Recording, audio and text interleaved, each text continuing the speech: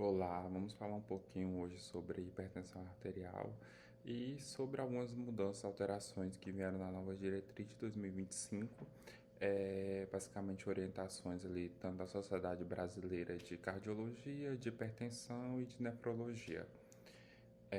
A gente vai ver a questão da definição, que hipertensão ela é definida como uma doença crônica não transmissível, caracterizada por elevação persistente da pressão arterial.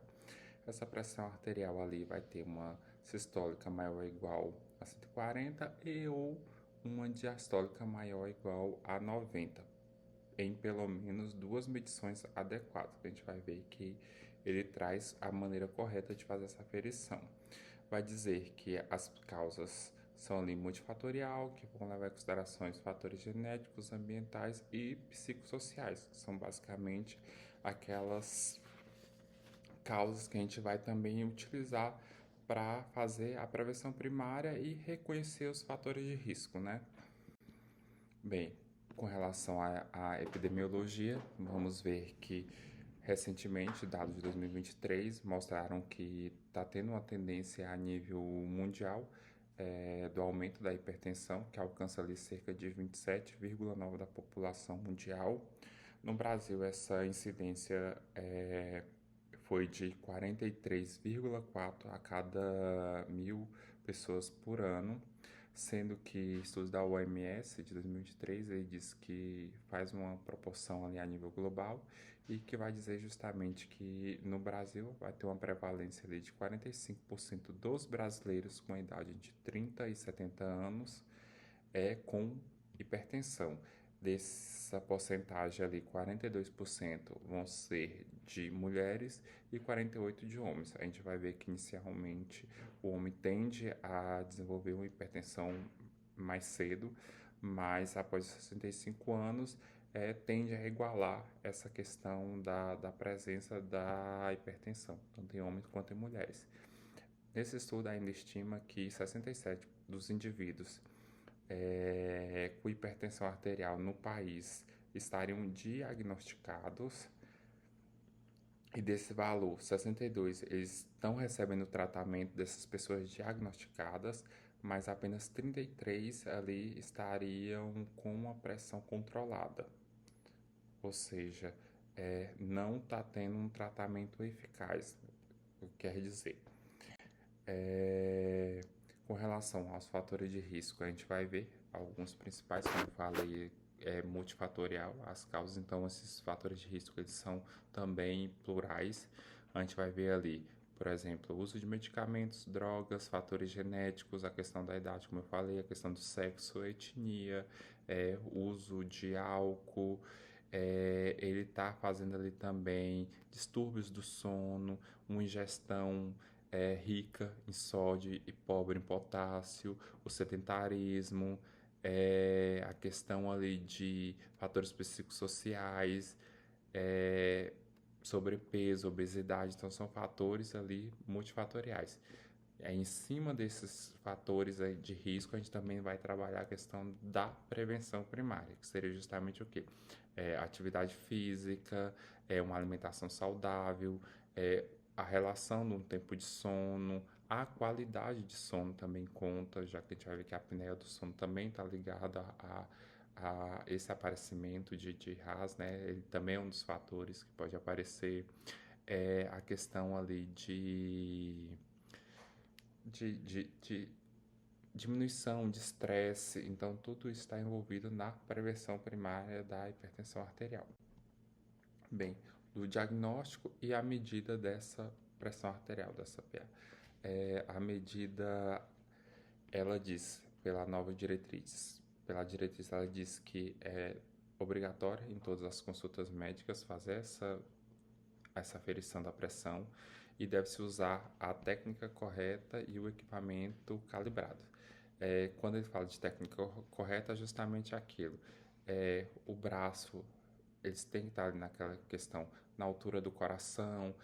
Você vai ver se esse paciente fez ingesta ali de alimentos, de cafeína, fez uso de tabaco ali, se fumou nos últimos 30 minutos, se esse paciente fez alguma atividade física, como está a posição desse paciente, está sentado, pernas descruzadas, encostado, com encosto, fez essa aferição ali pelo menos 3 vezes em tempos diferentes e também em membros diferentes. Também a gente vai utilizar isso. A partir daí, a gente vai fazer esse diagnóstico.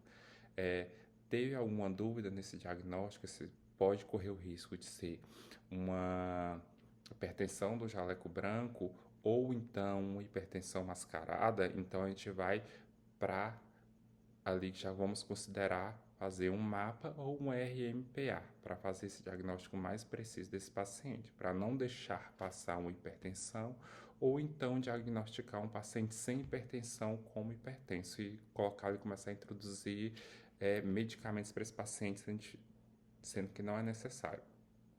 Bem, a partir desse diagnóstico, nós vamos fazer a confirmação, confirmar causas secundárias e avaliar esse risco cardiovascular desse paciente, porque ele também vai ser importante na questão do tratamento, se tem ou não presente esse risco cardiovascular.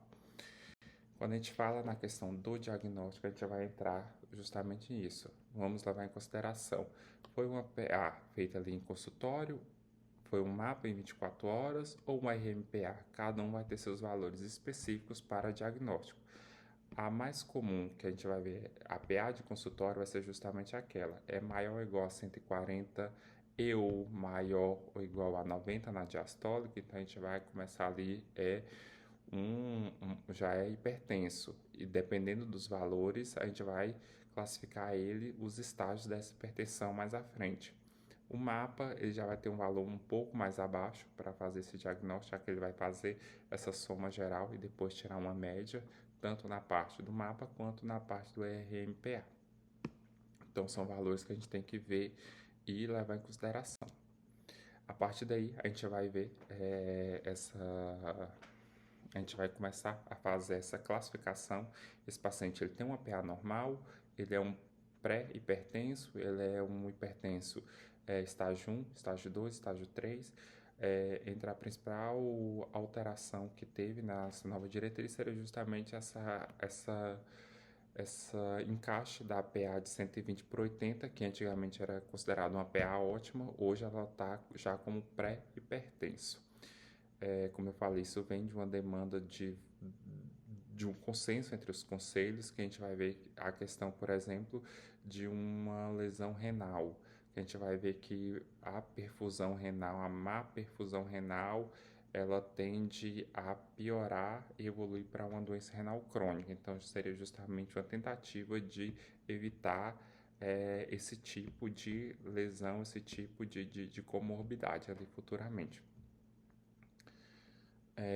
A gente vai ver justamente essa questão, aí a partir do estágio 1 de 140 e 159 por 90 a 99, o estágio 2 ali que vai de 160 e 179 na sistólica e o 90 a 99 na diastólica, aliás de 100 a 109, e na estágio 3 a gente vai ter ali maior ou igual a 180 na sistólica e maior que 110 ali na diastólica, sendo que a gente também pode ter uma hipertensão sistólica isolada ou uma diastólica isolada. Então você vai fazer toda esse rastreio desse paciente.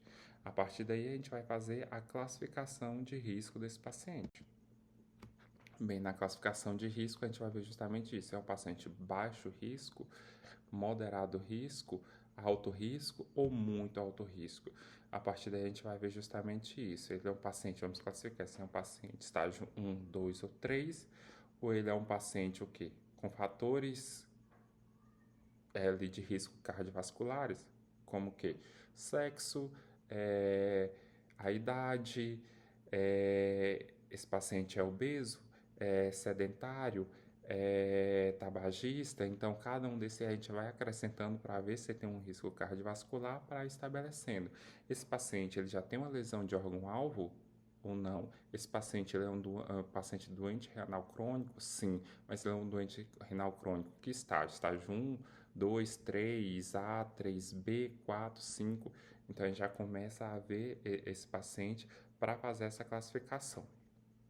E a partir daí também a gente vê se ele vai ser necessário entrar ou não já automaticamente com a medicação ou apenas tomar medidas não medicamentosas inicialmente.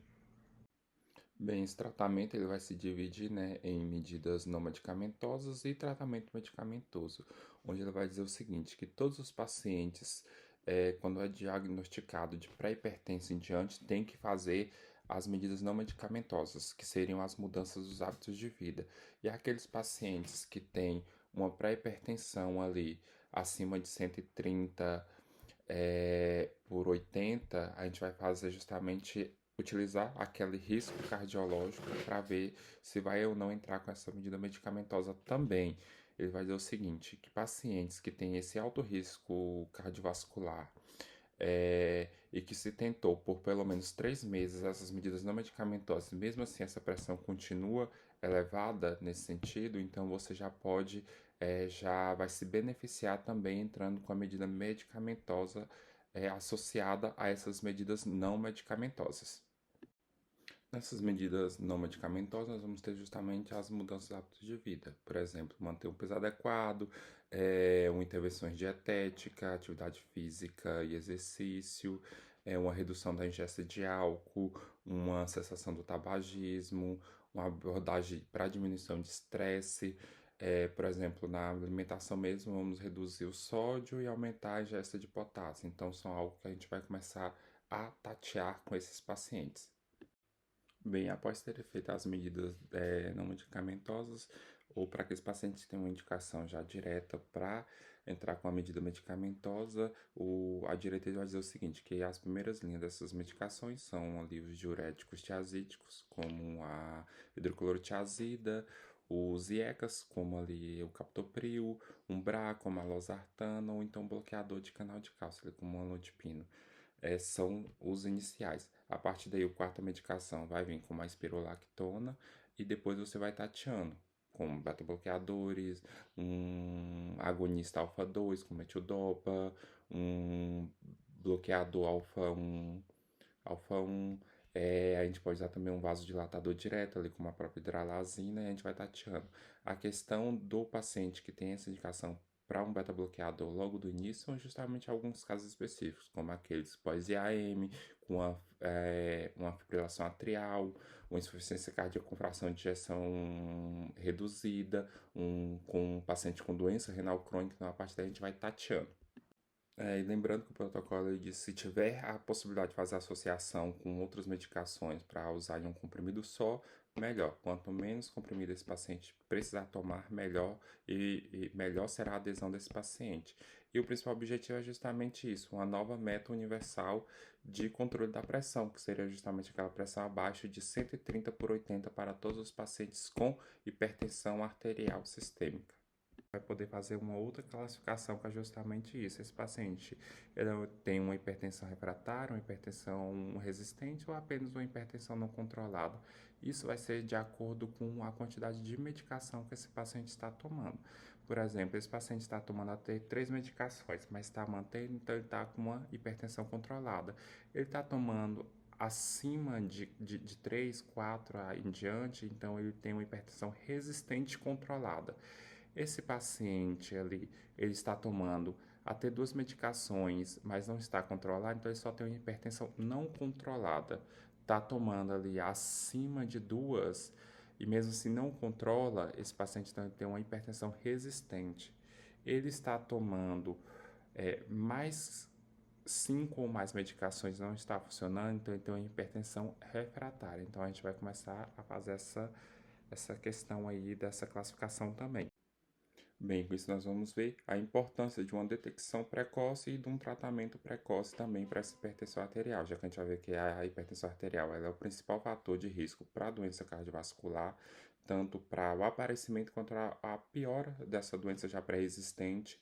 Esse tratamento, então, ele vai reduzir a questão de mortalidade e a gente vai ver o quanto é importante a adesão a esse tratamento e as mudanças do estilo de vida são fundamentais para se conseguir ali ter um bom prognóstico desses pacientes. Essas informações foram tiradas justamente da nova diretriz, atualização em 2025, e muito obrigado por me escutar.